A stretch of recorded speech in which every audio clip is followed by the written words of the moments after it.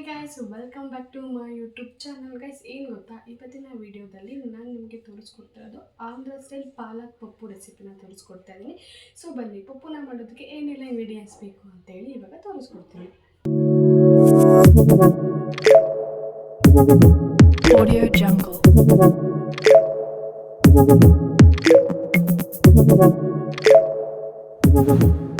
So guys, ನಾನಿಲ್ಲಿ ಏನೆಲ್ಲ ತೋರಿಸ್ತಿದ್ದೀನಿ ಇದೆಲ್ಲನೂ ಕೂಡ ಪಪ್ಪು ಮಾಡೋದಕ್ಕೆ ಬೇಕಾಗಿರುವಂತಹದ್ದು. ಫಸ್ಟು ನಾನಿಲ್ಲಿ ಒಂದು ಗ್ಯಾಸ್ ಸ್ಟವ್ ಮೇಲೆ ಗ್ಯಾಸ್ನ ಕಚ್ಕೊಂಡು ಒಂದು ಕುಕ್ಕರ್ನ ಇಟ್ಕೋತಾ ಇದ್ದೀನಿ. ನೆಕ್ಸ್ಟು ನೀಟಾಗಿ ಚಿಕ್ಕದಾಗಿ ಹೆಚ್ಕೊಂಡು ನೀಟಾಗಿ ವಾಶ್ ಮಾಡ್ಕೊಂಡಂತಹ ಪಾಲಕ್ ಸೊಪ್ಪನ್ನ ನಾನಿಲ್ಲಿ ಆ್ಯಡ್ ಮಾಡ್ಕೋತಾ ಇದ್ದೀನಿ. ಪಾಲಕ್ ಸೊಪ್ಪಲ್ಲಿ ಸ್ವಲ್ಪ ಮಣ್ಣು ಎಲ್ಲ ಇರೋದ್ರಿಂದ ನೀಟಾಗಿ ಜಾಲಿಸಿ ಅದನ್ನು ನೀಟಾಗಿ ವಾಶ್ ಮಾಡಿ ಎತ್ತಿಟ್ಕೋಬೇಕು ಮುಂಚೆನೇ.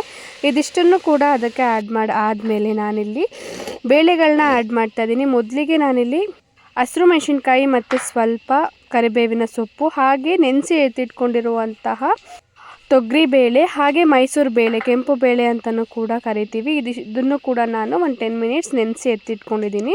ನೆಕ್ಸ್ಟು ಸ್ವಲ್ಪ ಜೊತೆಗೆ ನಾನಿಲ್ಲಿ ಹೆಸರು ಬೇಳೆ ಮೂಲದನ್ನು ಕೂಡ ಸ್ವಲ್ಪ ಹೊತ್ತು ನೆನೆಸಿ ಎತ್ತಿಟ್ಕೊಂಡಿದ್ದೀನಿ. ಇದಿಷ್ಟನ್ನು ಕೂಡ ನಾನಿಲ್ಲಿ ಇದಕ್ಕೆ ಇವಾಗ ಸೇರಿಸ್ಕೊತಾ ಇದ್ದೀನಿ.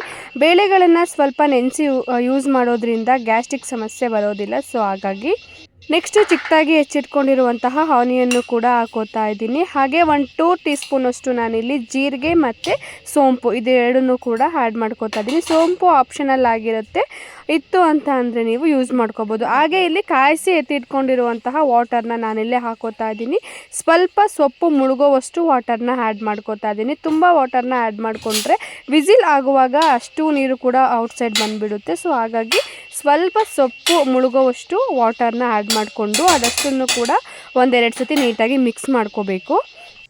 ಮಿಕ್ಸ್ ಮಾಡ್ಕೊಂಡು ಆದಮೇಲೆ ಸ್ವಲ್ಪ ನಾನಿಲ್ಲಿ ಸಾಲ್ಟ್ನ ಯೂಸ್ ಮಾಡ್ತಾ ಇದ್ದೀನಿ. ಕಾಳು ಮತ್ತು ಸೊಪ್ಪಿನ ಜೊತೆಗೆ ಟೇಸ್ಟಿಗೆ ಎಷ್ಟು ಬೇಕೋ ಅಷ್ಟನ್ನು ಕೂಡ ಆ್ಯಡ್ ಮಾಡ್ಕೋಬೋದು. ಬಟ್ ನಾನಿಲ್ಲಿ ಸ್ಟಾರ್ಟಿಂಗು ಸ್ವಲ್ಪ ಸಾಲ್ಟ್ನ ಆ್ಯಡ್ ಮಾಡಿಕೊಂಡು ಲಿಡ್ನ ಕ್ಲೋಸ್ ಮಾಡ್ಕೋತಾ ಇದ್ದೀನಿ. ಲಿಡ್ನ ಕ್ಲೋಸ್ ಮಾಡಿಕೊಂಡು ಒಂದು 2 to 3 ವಿಸಿಲ್ನ ಹಾಕಿಸ್ಕೊಂಡ್ರೆ ನಮಗೆ ಸೊಪ್ಪು ರೆಡಿಯಾಗಿಬಿಡುತ್ತೆ.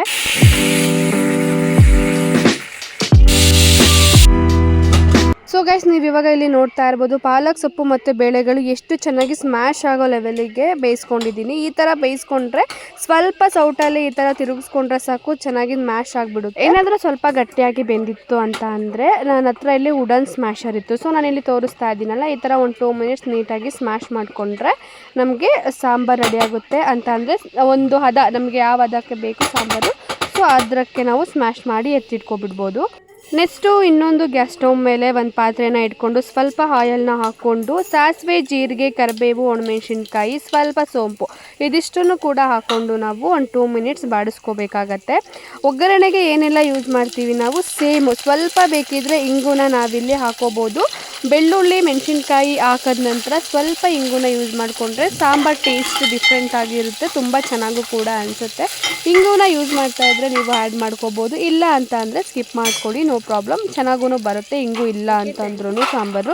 ನೆಕ್ಸ್ಟು ಚಿಕ್ಕದಾಗಿ ಕಟ್ ಮಾಡ್ಕೊಂಡಿರುವಂತಹ ಆನಿಯನ್ನ ನಾನಿಲ್ಲಿ ಸೇರಿಸ್ಕೊತಾ ಇದ್ದೀನಿ. ಇದನ್ನು ಕೂಡ ಹಾಕ್ಕೊಂಡು ಒಂದು 2 ಮಿನಿಟ್ಸ್ ಸ್ವಲ್ಪ ಕಲರ್ ಚೇಂಜ್ ಆಗೋ ತನಕ ಇದನ್ನು ಫ್ರೈ ಮಾಡ್ಕೋಬೇಕು.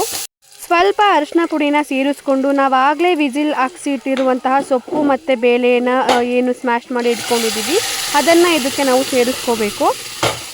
ಇದಕ್ಕೆ ಸೇರಿಸ್ಕೊಂಡು ಆದಮೇಲೆ 1-2 ಸತಿ ಸೌಟಿಂದ ಅದನ್ನು ತಿರುಗಿಕೊಂಡು ಒಂದು 10 ಮಿನಿಟ್ಸ್ ಅದನ್ನು ಬಾಯ್ಲ್ ಆಗೋದಕ್ಕೆ ಬಿಡಬೇಕು. ಲಾಸ್ಟಲ್ಲಿ ಸ್ವಲ್ಪ ಕೊತ್ತಂಬರಿನ ಸೊಪ್ಪನ್ನ ಹಾಕ್ಕೊಂಡು ನೆಕ್ಸ್ಟು ಸ್ವಲ್ಪ ಉಪ್ಪು ಕಮ್ಮಿ ಆಗಿದ್ದರೆ ಅಥವಾ ರುಚಿ ಕಮ್ಮಿ ಇದ್ದರೆ ಉಪ್ಪು ಅದನ್ನು ಸೇರಿಸ್ಕೊಂಡ್ರೆ ಸೂಪರ್ ಟೇಸ್ಟಿ ಆದಂತಹ ಆಂಧ್ರ ಸ್ಟೈಲ್ ತೊಕ್ಕು ರೆಡಿಯಾಗಿಬಿಡುತ್ತೆ. ರೈಸ್ ಜೊತೆಗೆ, ರೊಟ್ಟಿ ಜೊತೆಗೆ, ಚಪಾತಿ ಜೊತೆಗೆ ಎಲ್ಲದಕ್ಕೂ ಕೂಡ ಈ ತೊಕ್ಕು ಸೂಟ್ ಆಗುತ್ತೆ. ಸೊ ನೀವು ಕೂಡ ನಿಮ್ಮ ಮನೇಲಿ ಟ್ರೈ ಮಾಡಿ, ಕಮೆಂಟ್ ಮಾಡಿ. Thank you so much.